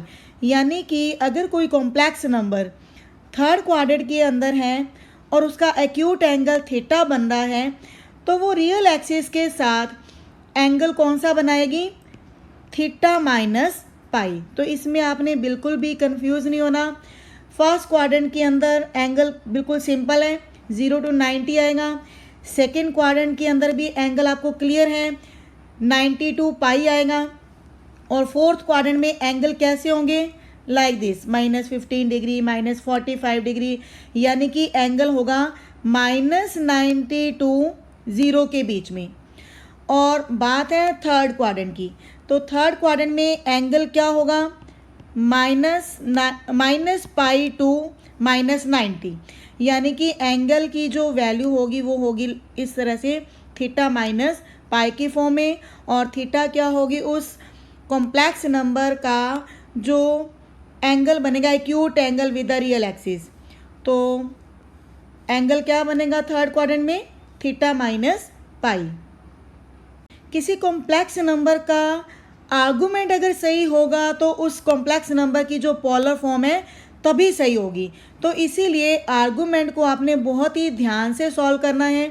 Complex number first quadrant में है, सेकंड में है, थर्ड में है या फोर्थ में है, तो आर्गुमेंट के बारे में आपको पूरी नॉलेज होनी चाहिए, तभी आपकी जो पोलर फॉर्म है वो सही बनेगी। अब हम डिस्कस करेंगे किसी कॉम्प्लेक्स नंबर के पोलर कोऑर्डिनेट्स क्या होते हैं, वो कैसे लिखे जाते हैं। हमने सीखा कि अगर हमारे पास कोई कॉम्प्लेक्स नंबर है x प्लस आयोटा y, तो उसको पोलर फॉर्म में कैसे कन्वर्ट किया। तो हमारे पास पोलर फॉर्म आई थी r cos theta plus iota sine theta. तो यहाँ पर आप देख रहे हैं x की वैल्यू क्या है, r कोस थीटा, y की वैल्यू क्या है, r साइन थीटा, और r क्या होता है, मॉडुलस ऑफ z। तो ये थी हमारी पोलर फॉर्म। लेकिन इसमें हमने जो कॉम्प्लेक्स नंबर है x प्लस आयोटा y, इसको पॉइंट की फॉर्म दी थी x, y। तो ये जो पॉइंट है x, y, ये कौन सी फॉर्म है, कार्टेशियन फॉर्म है। यानी कि जो भी हमारे पास कोऑर्डिनेट्स हैं कार्टेशियन फॉर्म में है, x, y की फॉर्म में है। तो जब हम इस कॉम्प्लेक्स फॉर्म को पोलर फॉर्म में कन्वर्ट कर रहे हैं तो वो जो हमारा पॉइंट है उसके कोऑर्डिनेट्स भी पोलर फॉर्म में होंगे। तो इसकी जो पोलर फॉर्म बनेगी वो बनेगी r, थीटा की फॉर्म में। यहाँ पर r क्या होगा, मॉडुलस z, और थीटा क्या है, दैट इज़ द आर्गुमेंट। और आर्गुमेंट हम कैसे कैलकुलेट करते हैं, ये जो OP लाइन है x एक्सिस के साथ पॉजिटिव डायरेक्शन में एंगल थीटा बनाती है। और थीटा हम कैसे निकाल सकते हैं, ये जो हमने रियल पार्ट और इमेजरी पार्ट है, यहाँ से हमने r की वैल्यू फिल करने के बाद थीटा को कैलकुलेट कर सकते हैं। तो यानी कि जो भी हमारा पॉइंट है कार्टेशियन प्लेन के ऊपर कार्टेशियन फॉर्म में x, y के रूप में, उसको हम पोलर फॉर्म में कन्वर्ट कर सकते हैं r, थीटा। तो यानी कि हर पॉइंट का यूनिक ही r और थीटा होंगी। हो सकता है कि दो पॉइंट्स का r सेम हो लेकिन उनका थीटा फिर डिफरेंट होगा। अगर थीटा सेम है तो r डिफरेंट होगी। तो यानी कि हर पॉइंट का यूनिक ही r और थीटा होंगी। हाँ जी, अर्गन प्लेन की हेल्प से आपने किसी भी कॉम्प्लेक्स नंबर को पोलर फॉर्म में कन्वर्ट करना सीख लिया। वैसे तो ये चीज हम ट्रिग्नोमेट्री के अंदर भी कर चुके हैं। ट्रिग्नोमेट्री के अंदर हमने कोस a प्लस b का फॉर्मूला ड्राइव करना सीखा था। उसके अंदर हमने किसी कार्टेशियन प्लेन के ऊपर किसी पॉइंट को रिप्रेजेंट किया था पोलर कोऑर्डिनेट्स में। तो यही चीज अर्गन प्लेन में है। तो वहां पे हमारे पास रियल नंबर्स है और अब हमारे पास क्या है, कॉम्प्लेक्स नंबर्स है। लेकिन हमारा मेथड वही है, प्रोसीजर वही है, चीज भी वही है। तो किसी भी कॉम्प्लेक्स नंबर को पोलर फॉर्म में अगर कन्वर्ट करना है तो हमारा सेम प्रोसीजर रहा। तो कुछ भी मुश्किल नहीं है कॉम्प्लेक्स नंबर्स के अंदर।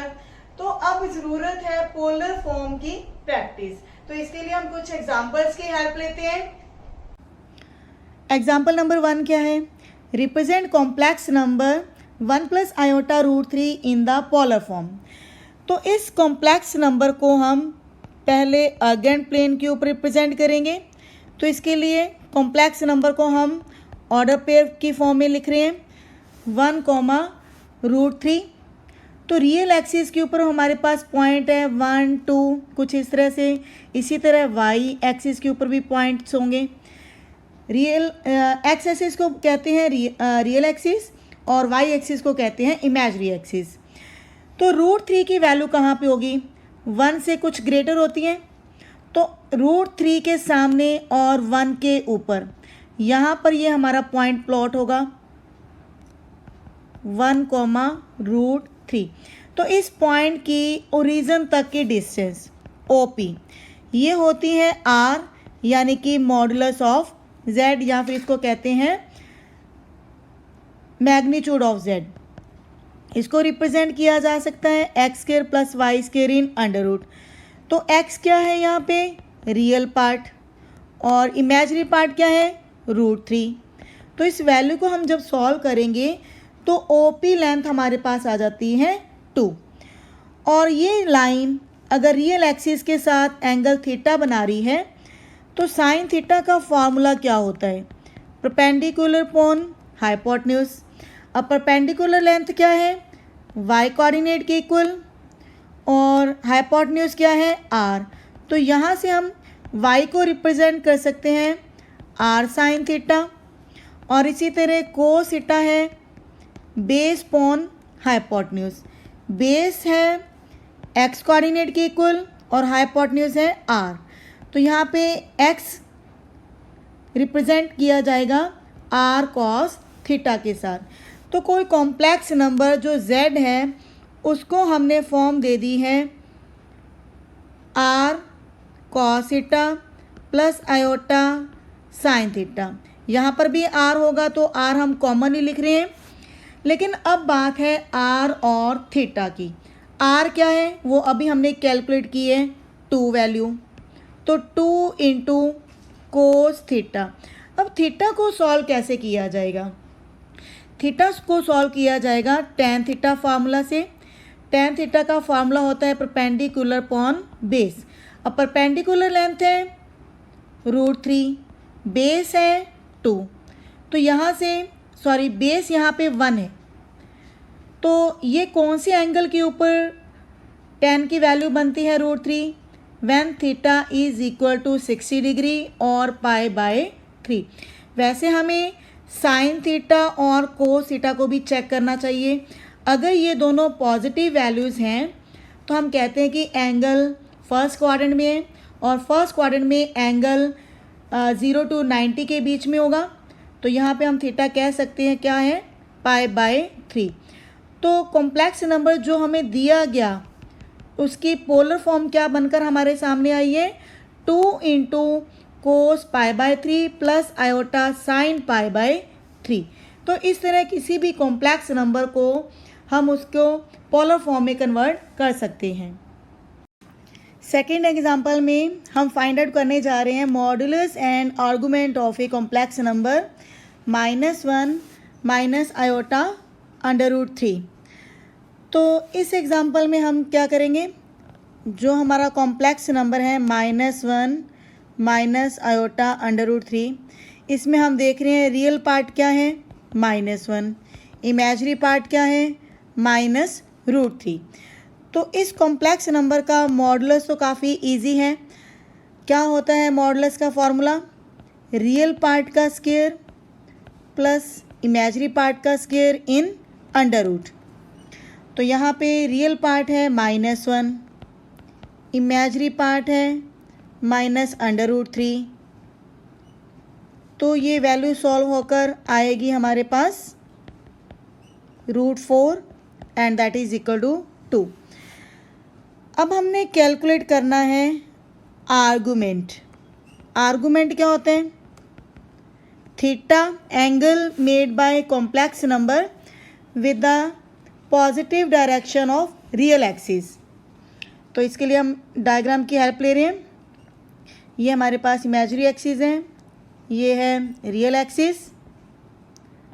रियल एक्सिस के ऊपर हम रियल पार्ट्स को डिनोट करेंगे और इमेजरी एक्सिस के ऊपर इमेजरी पार्ट को डिनोट करेंगे। तो कोऑर्डिनेट्स हम ले रहे हैं रियल एक्सिस के ऊपर 1, इमेजरी एक्सिस के ऊपर 1 और नेगेटिव डायरेक्शन में -1 -1। हमें पॉइंट क्या चाहिए? कॉम्प्लेक्स नंबर जो हमारा गिवन है, अगर उसको हम ऑर्डर पेयर में लिखेंगे तो वो कॉम्प्लेक्स नंबर हमें ऑर्डर पेयर की फॉर्म में कैसा मिलेगा? -1 -√3। तो इसमें x की वैल्यू क्या है? -1। ये है x की वैल्यू रियल एक्सिस के ऊपर, और y की वैल्यू क्या है? -√3। तो -1 से छोटी होगी, यहाँ पर कहीं पॉइंट होगा -√3। ये नेगेटिव y एक्सिस है, तो -√3 के सामने और -1 के नीचे ये हमारा पॉइंट होगा -1 -√3। तो ये पॉइंट जो P है हमारे कॉम्प्लेक्स नंबर को रिप्रेजेंट कर रहा है। तो OP लाइन अब एंगल एक्स एक्सिस के साथ, रियल एक्सिस के साथ वैसे तो ये एंगल बनाएगी, लेकिन नेगेटिव डायरेक्शन में हम ये एंगल भी काउंट कर सकते हैं। हमने डिस्कस किया था थर्ड क्वाड्रेंट के अंदर कोई कॉम्प्लेक्स नंबर एंगल कौन सा बनाएगा? In the negative direction of real axis. तो ये एंगल क्या होगा? अगर तो हम एक्यूट एंगल थीटा की बात करते हैं, ये वाला, तो वो थीटा क्या आएगा देखते हैं। तो यहाँ हम थीटा को tan थीटा कैलकुलेट करेंगे y/x, क्योंकि tan थीटा का फॉर्मूला होता है परपेंडिकुलर अपॉन बेस, और परपेंडिकुलर लेंथ किसके इक्वल होती है? y कोऑर्डिनेट के, और बेस किसके इक्वल होता है? x कोऑर्डिनेट के। तो यहाँ पे y की वैल्यू है -√3, x की वैल्यू है -1। तो tan थीटा की वैल्यू √3 कब होती है? When theta is equal to π/3, यानी कि 60 डिग्री पर। लेकिन हमने कौन सा एंगल लेना है? This one. अब ये एंगल कैसे निकलेगा? पाई माइनस थीटा से। तो पाई में से जब हम π/3 को कैलकुलेट करेंगे तो ये वैल्यू आएगी 2π/3। लेकिन ये एंगल नेगेटिव डायरेक्शन में नहीं है अभी, क्योंकि नेगेटिव डायरेक्शन के लिए एंगल को मल्टीप्लाई करना होगा माइनस साइन के साथ। तो जो आर्गुमेंट हमारा बनेगा, फाइनली जो हमारा आर्गुमेंट होगा, that will be equal to -2/3। या फिर हम स्टार्टिंग में ही कह सकते थे कि जो हमने आर्गुमेंट कैलकुलेट करना है वो किसके इक्वल होगा? Theta minus pi. ये फार्मूला हम ऑलरेडी डिस्कस कर चुके हैं। तो इस तरह इस एग्जाम्पल में आपने देखा मॉडुलस कैसे कैलकुलेट किया जाता है और आर्गुमेंट को हमने कैसे कैलकुलेट करना। मेन दिक्कत हमें थर्ड क्वाड्रेंट की आती है। तो थर्ड क्वाड्रेंट के लिए पहले आप एक्यूट एंगल को कैलकुलेट करें, फिर उसके बाद आप ये फार्मूला यूज़ करें theta minus pi. 8th standard से ही हम अलजेब्रा के बारे में काफी कुछ पढ़ते आ रहे हैं। 8th स्टैंडर्ड के अंदर हमने अलजेब्रिक एक्सप्रेशंस के बारे में पढ़ा, उनको ऐड करना, सब्ट्रैक्ट करना सीखा। जैसे हम 9th स्टैंडर्ड में आए, हमने आइडेंटिटीज के बारे में पढ़ा, जैसे कि a+b होल स्क्वायर फार्मूला क्या है, a² माइनस b² का फार्मूला क्या है। 9th स्टैंडर्ड के अंदर ही हमने पॉलिनोमियल्स के बारे में पढ़ा। जैसे हम 10th स्टैंडर्ड में आए तो हमने इक्वेशंस के बारे में पढ़ा। तो इन सब में डिफरेंस क्या है? अलजेब्रिक एक्सप्रेशन, आइडेंटिटीज, इक्वेशन और पॉलिनोमियल, इन चारों में डिफरेंस करना आपको आना चाहिए। आपको पता होना चाहिए कि आइडेंटिटी किसको कहते हैं, इक्वेशन किसको कहते हैं, पॉलिनोमियल क्या होती है और अलजेब्रिक एक्सप्रेशन क्या होते हैं। तो चलिए देखिए, सबसे पहले है एक्सप्रेशन। जो भी मैथमेटिकल क्वांटिटी है उसको हम एक्सप्रेशन कहते हैं। For example 4x, 2xy + 7, x raise to power 1/3, 4x raise to power 1/2 + 5। ये सभी जो मैंने आपके सामने लिखे हैं ये क्या हैं? एक्सप्रेशंस हैं। ठीक है, क्लियर है ये कंसेप्ट। अब इक्वेशन किसको कहते हैं? जब हम किसी एक एक्सप्रेशन को दूसरे एक्सप्रेशन के साथ इक्वेट करते हैं, यानी कि मैं पहले दो एक्सप्रेशन को इक्वेट कर रही हूँ, बीच में साइन लगाया है इक्वल का, तो ये क्या बन गई, इक्वेशन बन गई। अब ये ज़रूरी नहीं है कि जो हमारा एक्सप्रेशन है वो नॉन ज़ीरो हो, तो हम किसी एक्सप्रेशन को अगर इक्वल टू ज़ीरो कर देते हैं तो वो भी एक इक्वेशन होगी। तो ये हमें क्लियर होना चाहिए इक्वेशन क्या होती है। जब दो एक्सप्रेशंस को इक्वेट किया जाता है तो हमें मिलती है इक्वेशन। अब आइडेंटिटीज़ क्या है, हमने 9th स्टैंडर्ड के अंदर 8th स्टैंडर्ड के अंदर बहुत सारी आइडेंटिटीज़ को पढ़ा था। For example a+b whole square, उसका फॉर्मूला हमने सीखा था a² + 2ab + b²। एक फार्मूला हमने पढ़ा था a + b × a - b is equal to a² - b²। इस तरह की आपने बहुत सारी आइडेंटिटीज़ पढ़ी हैं। क्या फ़र्क है इक्वेशन और आइडेंटिटी में? आइडेंटिटी इक्वेशन भी हो सकती है, इक्वेशन तो है ही, जितनी भी आइडेंटिटीज़ हैं वो सब इक्वेशंस हैं, लेकिन सारी इक्वेशंस आइडेंटिटी नहीं बन सकती। तो फिर डिफरेंस क्या हुआ? देखिए, जो आइडेंटिटीज़ हैं वो प्रूव्ड हैं, यानी कि जैसे हमने यहाँ पे दो आइडेंटिटी लिखी हैं a + b², a + b × a - b। ये दो वेरिएबल हैं यहाँ पर a और b, यानी कि a और b की आप कोई भी वैल्यू लेंगे तो ये हमेशा ट्रू होंगी। लेकिन इक्वेशन जो है, जैसे आप इस इक्वेशन को सॉल्व करेंगे तो आपको x की एक या दो वैल्यू ही मिलेंगी, यानी कि एक या दो वैल्यूज़ के ऊपर ये ट्रू होंगी, यानी कि कुछ वैल्यूज़ के ऊपर ही जो इक्वेशंस हैं वो ट्रू होती हैं। लेकिन जो आइडेंटिटी होती हैं वो सभी वैल्यूज़ के लिए वो ट्रू होती हैं। तो इसीलिए आइडेंटिटी और इक्वेशन में सिर्फ ये डिफरेंस है। अब है पॉलिनोमियल। पॉलिनोमियल किसको कहते हैं? अभी हमने जो एक्सप्रेशन पढ़ा, एक्सप्रेशन की ही एक फॉर्म है पॉलिनोमियल। एक्सप्रेशन में हमने एक सेकंड एक्सप्रेशन लिखा था 2xy + 7। तो यहाँ पे आप देख रहे हैं दो वेरिएबल थे हमारे पास x और y, लेकिन पॉलिनोमियल क्या है, सिर्फ एक ही वेरिएबल के अंदर आपको मिलेगी और उसको हम लिखेंगे px की फॉर्म में, यानी कि हमारी जो पॉलिनोमियल है किसी वेरिएबल x के ऊपर है। इसकी मैं आपको एग्जांपल दे रही हूँ। फॉर एग्ज़ाम्पल 2x + 5, और एग्ज़ाम्पल ले लेते हैं 4x² + 7x + 3। क्लियर है? अगर मैं ये लिखूँ 2x की पावर 1/3 + 7, क्या ये भी एक पॉलिनोमियल होगी? नो, ये पॉलिनोमियल नहीं है। यहाँ पे पॉलिनोमियल होने के लिए जो भी हमारा वेरिएबल है x, इसकी जो पावर है वो क्या होनी चाहिए? होल नंबर होनी चाहिए।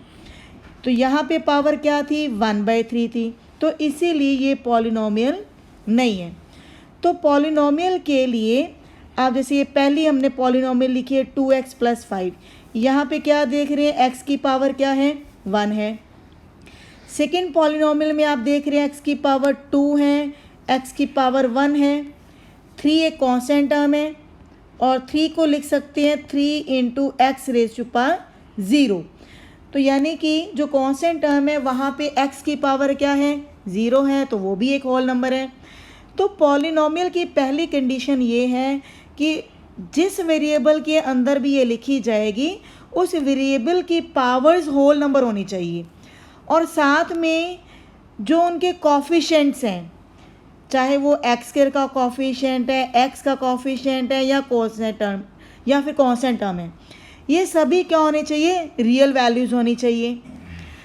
तो पॉलिनोमियल की एक जनरल फॉर्म है a0 + a1x + a2x² up till an x की पावर n। तो ये हमारे पास जनरल फॉर्म है पॉलिनोमियल की, जिसमें हाईएस्ट पावर हमारे पास क्या है, n है। तो जो हाईएस्ट पावर होती है किसी पॉलिनोमियल की उसको हम डिग्री कहते हैं, वो लीड करती है उस पॉलिनोमियल को। और इसमें जो ये a0s हैं, a0, a1 up till an, ये सारे क्या होंगे, रियल वैल्यूज़ होंगी। और पॉलिनोमियल की भी कई टाइप्स हैं। पॉलिनोमियल की फर्स्ट टाइप है लीनियर पॉलिनोमियल। तो लीनियर पॉलिनोमियल कैसी होती हैं, जैसे कि 2x + 5, 7x। वैसे इसकी हम जनरल फॉर्म ये लिख सकते हैं ax + b, यानी कि x का जो कॉफिशिएंट है a, वो नॉन ज़ीरो होना चाहिए। अगर ये ज़ीरो हो गया तो फिर वो पॉलिनोमियल लीनियर नहीं होगी, फिर वो एक कांस्टेंट बन जाएगी, क्योंकि b वहाँ पे रह जाएगा। तो b क्या है, एक कांस्टेंट है। और यहाँ पे हम नोट करेंगे a और b ये दोनों क्या होनी चाहिए, रियल वैल्यूज़, और a नॉन ज़ीरो होना चाहिए। और लीनियर पॉलिनोमियल की डेफिनेशन में एक चीज़ और है कि x की जो हाईएस्ट पावर है वो क्या होनी चाहिए, 1। सेकेंड टाइप है क्वाड्रेटिक पॉलिनोमियल। क्वाड्रेटिक पॉलिनोमियल कैसी होती है, जैसे कि ax² + bx + c। यहाँ पे a नॉन ज़ीरो होना चाहिए और a b c तीनों क्या होनी चाहिए, रियल वैल्यूज़। क्योंकि अगर हमारे पास x² का कॉफिशिएंट ज़ीरो हो गया तो फिर ये कौन सी पॉलिनोमियल बन जाएगी, लीनियर पॉलिनोमियल। तो इसीलिए क्वाड्रेटिक पॉलिनोमियल के लिए ज़रूरी है कि a नॉन ज़ीरो हो। और साथ में हम ये भी नोट करेंगे x² की पावर से बाकी जो पावर्स हैं वो छोटी अलाउड हैं, 1 हो सकती है, 0 हो सकती है, लेकिन 2 पावर से ज़्यादा वाली पावर जो है वो एग्जिस्ट नहीं करनी चाहिए इसमें। अगर इसमें x की पावर 3 आ गई तो वो पॉलिनोमियल बन जाएगी क्यूबिक पॉलिनोमियल। तो क्यूबिक पॉलिनोमियल कैसी होंगी, ax³ bx² + cx + d। तो इसमें a नॉन ज़ीरो होना चाहिए, क्योंकि यहाँ पे लीडिंग टर्म कौन सी है, x³। हाईएस्ट पावर 3 होनी चाहिए क्यूबिक में, तो a की जो वैल्यू है वो नॉन ज़ीरो होनी चाहिए। तो यहाँ पे a b c d ये चारों क्या होंगे, रियल वैल्यूज़ होंगी। तो क्वाड्रेटिक और क्यूबिक की एक एक एग्जांपल ले लेते हैं। क्वाड्रेटिक पॉलिनोमियल कैसी होती हैं, जैसे कि 2x² + 5। इसमें हमारे पास x की जो टर्म है वो नहीं है, लेकिन क्वाड्रेटिक के लिए ये ज़रूरी है कि x² का कॉफिशिएंट नॉन ज़ीरो हो। क्यूबिक पॉलिनोमियल ऐसे होंगी जैसे 3x की पावर 3, 5x + 7। तो यहाँ पे आप देख रहे हैं x² वाली टर्म का होना या ना होना कोई इतना मैटर नहीं करता, लेकिन x³ की टर्म का होना मैटर करता है। तो आप ये देख रहे हैं कि जो हमारी जनरल फॉर्म थी क्यूबिक की वो क्या थी, ax³ + bx² + cx + d, यानी कि इसमें मैक्सिमम जो टर्म्स हैं वो आपको कितनी नज़र आ रही हैं, 4 आ रही है नज़र। एक तो कांस्टेंट टर्म है, 1 पावर वाली टर्म है, 2 पावर वाली टर्म है और 3 पावर वाली टर्म है। तो ये थी पॉलिनोमियल्स। इसके बाद और भी पॉलिनोमियल्स हैं। अगर पावर हमारे पास हाईएस्ट पावर 4 होगी तो उसको हम बाय क्वाड्रेटिक बोल देते हैं, और 4 पावर्स के बाद वाली सभी पॉलिनोमियल्स को हम पॉलिनोमियल कहते हैं। तो आप देख रहे हैं कि ये थी सारी पॉलिनोमियल्स। लेकिन अब हम डिस्कस करेंगे इक्वेशंस की टाइप्स के बारे में। Linear equation, quadratic equation, cubic equation वो क्या होंगी। तो लीनियर इक्वेशन में आप देखेंगे कुछ आपको ऐसे नज़र आएगा, 2x + 5 = 0, 7x + 9 = 3x + 4। ये भी एक लीनियर इक्वेशन है। हमारी सिचुएशन वही है, कंडीशन वही है कि जो हाईएस्ट पावर है, अगर तो लीनियर इक्वेशन लिख रहे हैं तो हाईएस्ट पावर 1 हमें मिलनी चाहिए।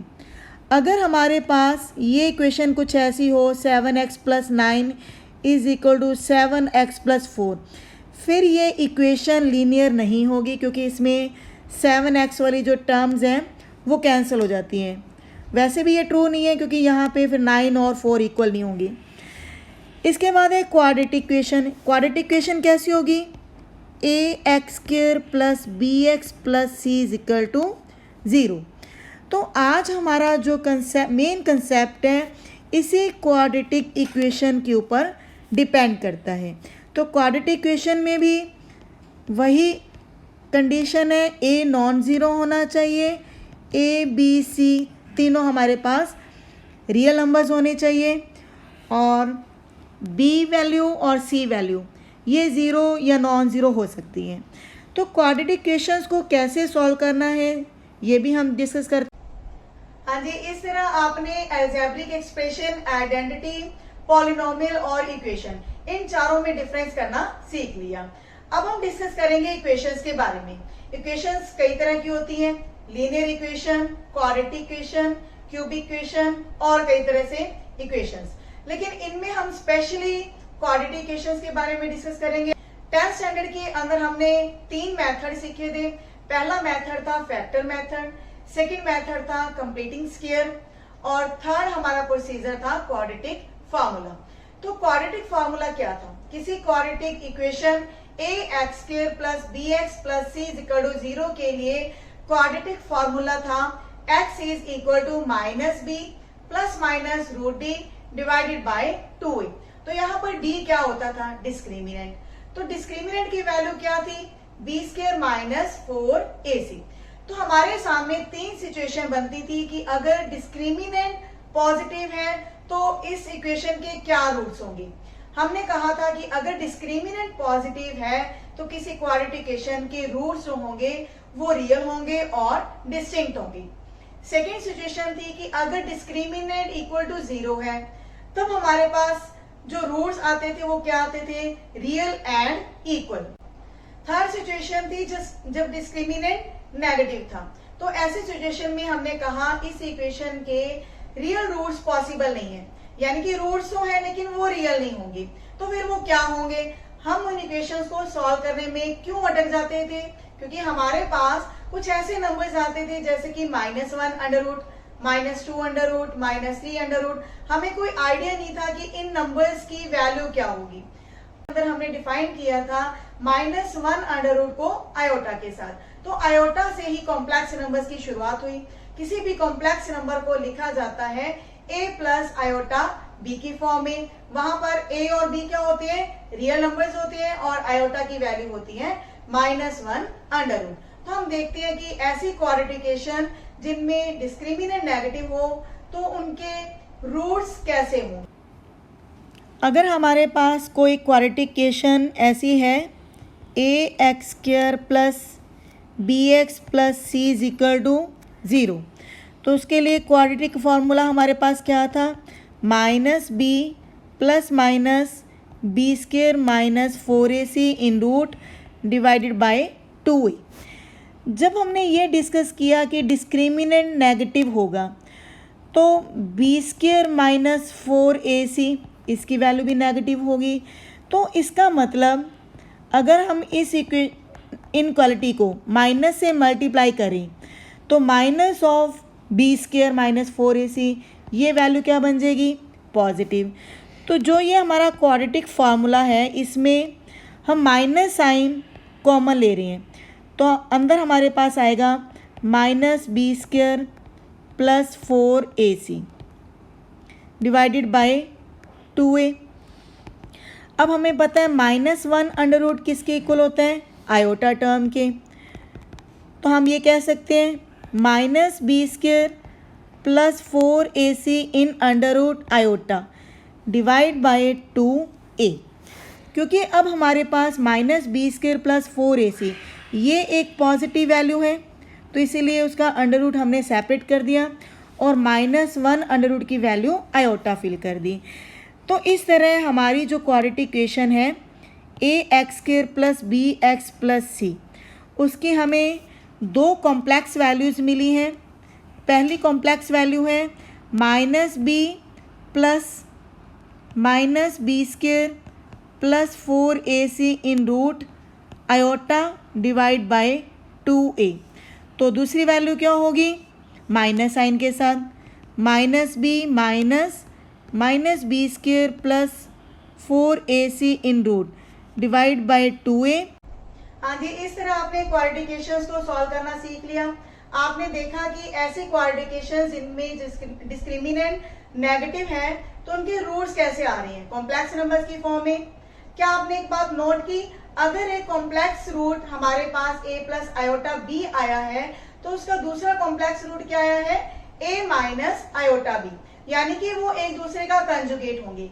तो अगर आपसे एग्जाम में ये पूछा जाए किसी क्वाड्रिकेशन के कॉम्प्लेक्स रूट्स में से एक कॉम्प्लेक्स रूट है 3 प्लस 4 आयोटा, तो दूसरा कॉम्प्लेक्स रूट क्या होगा, तो आपको वहां पे इमीडिएट समझ आना चाहिए उसका दूसरा कॉम्प्लेक्स रूट उसका कंजुगेट होगा। तो हम आगे प्रोसीड कर रहे हैं इसके एग्जाम्पल से। एग्जाम्पल नंबर 1 क्या है, solve x square plus 7 equal to 0। तो ये क्वेश्चन तो वैसे ही काफ़ी आसान है। एक्स स्क्वायर की वैल्यू क्या आएगी यहाँ पर, -7, क्योंकि जो +7 है राइट हैंड साइड पर जाकर उसका साइन चेंज हो जाएगा, तो ये टर्म बन जाएगी -7। अब क्योंकि यहाँ पर एक्स स्क्वायर है, स्क्वायर को जब हम राइट हैंड साइड पर लेकर जाते हैं तो वो बन जाता है अंडर रूट, और हमारे पास आएंगे दो साइन प्लस माइनस, तो x की वैल्यू आएगी ±√7। अब माइनस आयोटा की वैल्यू क्या होती है, आयोटा, तो इसीलिए x की दो वैल्यूज आएंगी ±√7 आयोटा। तो किसी भी क्वाड्रिकेशन के अंदर आप देखेंगे हमें दो रूट्स मिलेंगे। एग्जाम्पल नंबर 2 क्या है, solve x square plus x plus 1 equal to 0। इस एग्जाम्पल में ये हमारे पास एक प्रॉपर क्वाड्रेटिक इक्वेशन है जिसमें a की वैल्यू 1 है, b की वैल्यू 1 है, c की वैल्यू 1 है। तो यहाँ पे हम क्वाड्रेटिक फार्मूला यूज़ करेंगे, x is equal to -b plus minus B square minus 4ac in root divide by 2a। तो यहाँ पे आप डिस्क्रिमिनेंट चेक कर सकते हैं, बी स्क्वायर माइनस 4ac, इसकी वैल्यू क्या आ रही है, b की वैल्यू 1 है, a की वैल्यू 1 है, c की वैल्यू 1 है, तो ये डिस्क्रिमिनेंट वैल्यू हमारे पास -3 आई, जो कि एक नेगेटिव वैल्यू है। तो नेगेटिव वैल्यूज़ के लिए इस इक्वेशन के रूट्स कैसे होंगे, कॉम्प्लेक्स रूट्स होंगे। तो चलिए सॉल्व करते हैं कॉम्प्लेक्स रूट्स को। b की वैल्यू फिल कर रहे हैं, डिस्क्रिमिनेंट की वैल्यू हमारे पास आई है -√3 2a। तो यहाँ पे -3 रूट को हम लिखेंगे √3 आयोटा, क्योंकि आयोटा की वैल्यू क्या है, -1 अंडर रूट। तो यहाँ पे हमारे पास दो कॉम्प्लेक्स रूट्स आ रहे हैं। पहला कॉम्प्लेक्स रूट है -1 प्लस 3 आयोटा, जो डिवाइड में न्यूमरेटर में डिनोमिनेटर में 2 है, वो हम रियल पार्ट और इमेजिनरी पार्ट के साथ सेपरेटली लिख सकते हैं। और सेकेंड रूट है -1/2 -3/2 आयोटा। तो ये थे x square plus x plus 1 equal to 0 के दो कॉम्प्लेक्स रूट्स। अब आप इन कॉम्प्लेक्स रूट्स को ध्यान से देखें। ये हमारा जो कॉम्प्लेक्स रूट है ये कैसी फॉर्म में है, a प्लस आयोटा b, और इसका अगर हम कंजुगेट लेंगे तो क्या आता है, a माइनस आयोटा b। तो इस कॉम्प्लेक्स रूट का कंजुगेट हमारे पास ये है, सिर्फ इमेजिनरी पार्ट का हमने साइन चेंज करना होता है। हाँ जी, इस तरह एक ही लेक्चर के अंदर आपने कॉम्प्लेक्स नंबर्स के बारे में काफी कुछ जान लिया, लेकिन इसका यूज तभी है जब आप खुद प्रैक्टिस करेंगे, क्योंकि एग्जाम तो आपने ही अटेम्प्ट करना है। एग्जाम में क्वेश्चंस आप तभी कर पाएंगे जब आप इस चैप्टर की प्रैक्टिस करेंगे। तो कॉम्प्लेक्स नंबर से रिलेटेड जितने भी क्वेश्चंस आपको मिलते हैं आप उनकी खूब प्रैक्टिस कीजिएगा, और मैं उम्मीद करती हूँ कि आपको आज का लेक्चर भी अच्छी तरह से समझ आ गया होगा। मिलते हैं नेक्स्ट वीडियो में। धन्यवाद।